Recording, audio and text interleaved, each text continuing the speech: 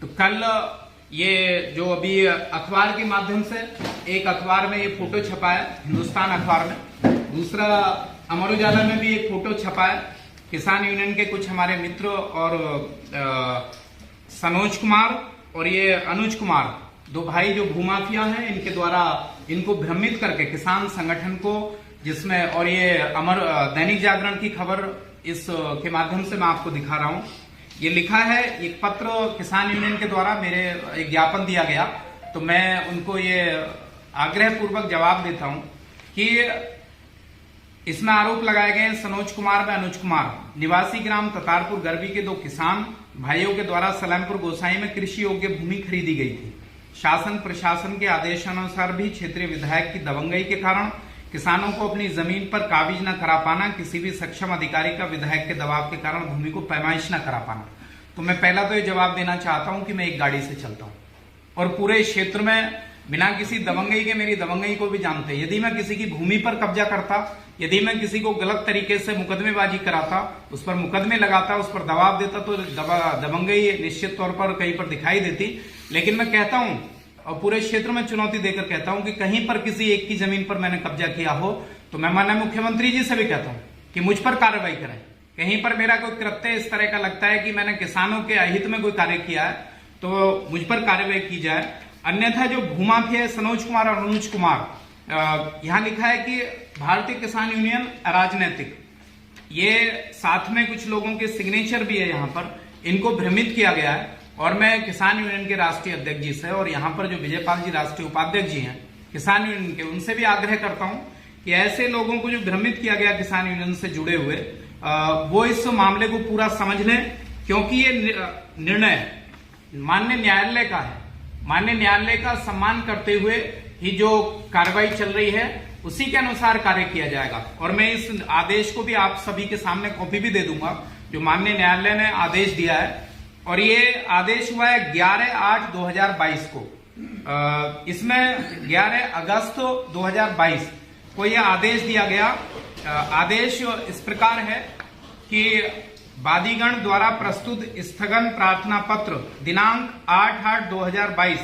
स्वीकार किया जाकर ग्राम सलेमपुर गोसाई तहसील धनौरा की भूमि खाता संख्या 67 के गाटा संख्या 33/1.995 हेक्टेयर में प्रतिवादी संख्या 1 को विवादित भूमि में अवैध रूप से कब्जा करने एवं खुर्द-बुर्द करने व किसी भी प्रकार का निर्माण अथवा विक्रय किया जाने व स्थिति परिवर्तन इत्यादि करने से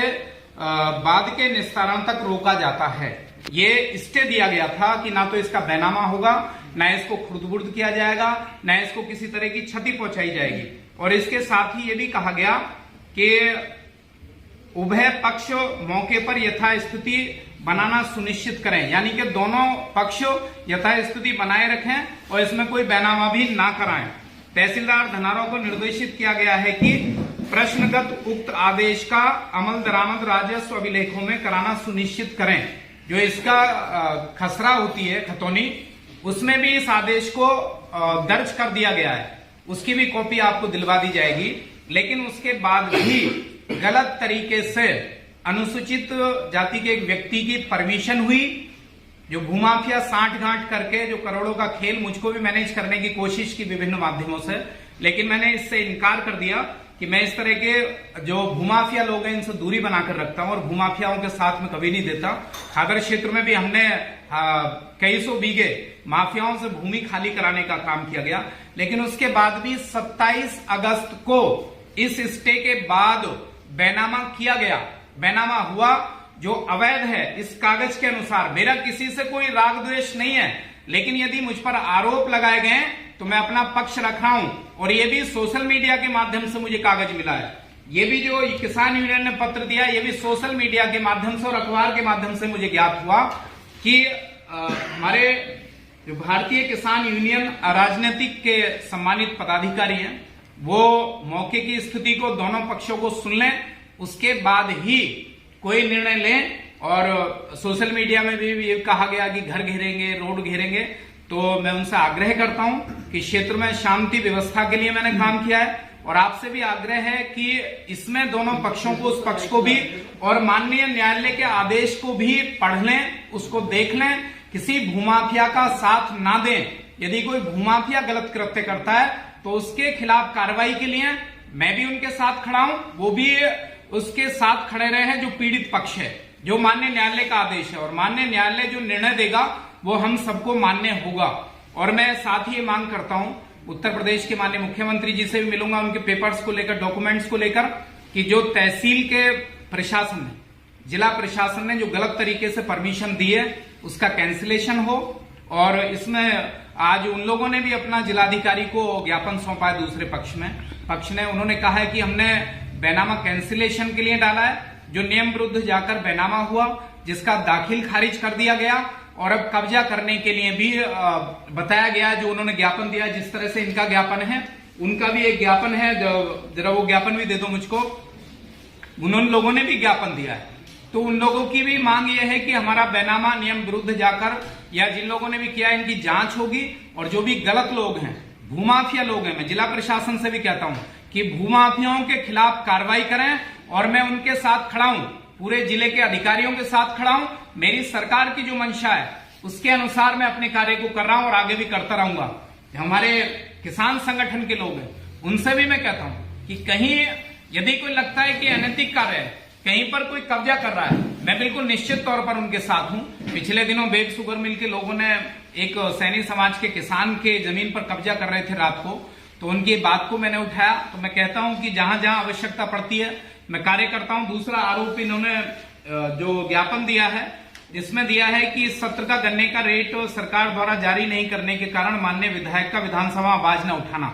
तो मैं उनको बताना चाहता हूं कि किसानों के हित में मैं समय समय पर आवाज उठाता रहता हूं, और गन्ने के लिए भी मैंने आवाज उठाई है, और ये निर्णय हमारी उत्तर प्रदेश सरकार लेगी। वो किसानों को लेकर बहुत चिंतित है, और किसानों के हित में आय को दुगना करने के लिए समय समय पर कदम उठाती रहती है। तो मैंने भी ये मांग रखी, और आज गन्ना मंत्री जी का भी स्टेटमेंट है न्यूज़पेपर के अंदर कि हम रेट बढ़ाकर और बहुत जल्द मूल्य को घोषित करेंगे। तो मैं उनको बताना चाहता हूं, किसान भाइयों को, कि हमारी सरकार अति शीघ्र इस पर निर्णय ले रही है और किसानों के हित में कार्य करेगी। दूसरा, आवारा पशुओं को लेकर क्षेत्रीय विधायक के द्वारा कोई आवाज न उठा पाना, तो मैं उनको भी बताना चाहता हूं कि सारे राजनीतिक संगठन, किसान संगठन सब परेशान थे जब किसानों के पशु खुल कर रात को चोरी होने के बाद पिछली सरकारों में, सपा सरकार में या बसपा सरकार में, स्लॉटर हाउस में कटते थे। सब लोग परेशान थे, लोगों को गोलियां मार दी जाती थी। उस स्लॉटर हाउस को भी, पशुओं को काटने के बाद जमीन में ब्लड डाला जाता था,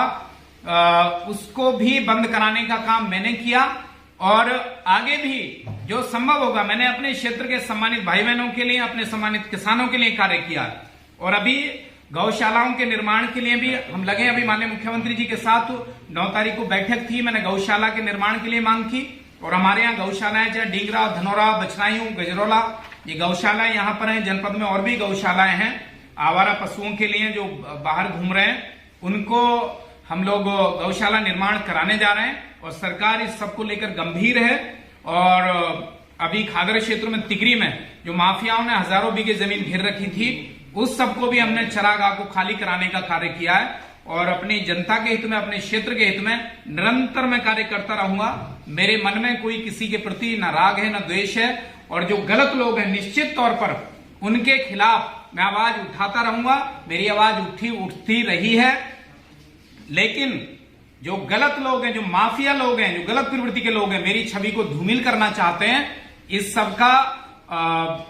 कोई प्रभाव पड़ने वाला नहीं है। और उसी का परिणाम है कि मेरे सम्मानित क्षेत्र की जनता ने मुझे दोबारा यहां से विधायक बना करके भेजा। और मैं जैसे पिछले 5 वर्ष में कार्य किया, जो पुल के निर्माण का हो, चाहे सड़कों का निर्माण का हो, बिजली के निर्माण का, बिजली घर के निर्माण का कार्य हो, आगे भी हम किसानों की और अपने क्षेत्र की जनता के सुख के लिए, उनके प्रयोग के लिए, यहाँ पर विकास के लिए, उनके दैनिक जीवन के उपयोग हेतु जो भी सरकार के द्वारा सुलभता पूर्वक सुविधाएं उपलब्ध कराई जा सकती हैं, उस सब के लिए मैं निरंतर लगा हुआ हूं। और दूसरे पक्ष ने भी आज ये ज्ञापन सौंपा है, अपनी मांग रखी है। तो मैं आपके माध्यम से मांग करता हूं कि प्रशासन ऐसे माफियाओं के खिलाफ कार्रवाई करे। और ये सनोज कुमार और अनुज कुमार ने जो मुझ पर आरोप लगाए हैं, ये निराधार है। और किसान यूनियन के भाइयों से कहना चाहता हूं कि किसी भूमाफिया के कहने में ना आए और वो ऐसे हम भूमाफियाओं की जांच कर लें, पूरे प्रपत्रों को देख लें, कोर्ट के आदेश को देख लें और जो दूसरा पीड़ित पक्ष है वो भी किसान है, उसकी भी बात को सुने और जो सही निर्णय वही निर्णय लें और अपने क्षेत्र में शांति व्यवस्था बनी रहे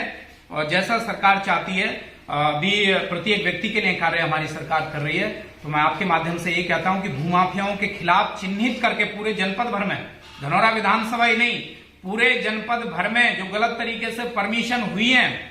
बेनामे हो रहे हैं, उन सबको निरस्त करें, उन पर कार्रवाई करें, भूमाफियाओं को जेल भेजें और महाराज जी से आग्रह है कि बुलडोजर का प्रयोग करें और यहां पर भी एक संदेश दें कि माफिया इस भाजपा सरकार में, योगी राज में, मोदी राज में बचेगा नहीं और भूमाफियाओं का इलाज किया जाएगा और निश्चित तौर पर मैं माफियाओं के खिलाफ जो मेरी छवि को धूमिल करना चाहते हैं, मैं आवाज निरंतर उठाता रहूंगा और गरीब भाइयों के साथ, गरीब किसानों के साथ, अपने क्षेत्र की जनता, सही लोगों के साथ